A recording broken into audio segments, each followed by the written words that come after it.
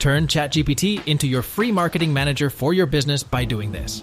The secret lies in the prompt you give ChatGPT. So check this out. This is how you want to structure the prompt. You want to explain what your business is and exactly what you sell. In this case, we're saying we're a clothing store, and you want to provide ChatGPT a role, and that is to become the store's marketing manager. Now we provide the objective, and the objective is to create the 30-day marketing plan, which involves the lead generation campaigns to build our email list, as well as digital marketing campaigns specifically for Facebook.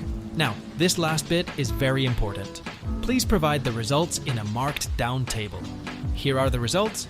It is creating a table, which is 30-day marketing plan with marketing activities and the goals of each activity. And I will go through each day from day 1 to day 2, to 3 to day 4, to 5 to day 6. And this prompt will just give you a 30-day marketing plan to help you get more sales for your business. Now, if you want more prompts like this, click the link below and get the God Mode ChatGPT Bible with more than 20,000 advanced prompts to boost your sales and save more time.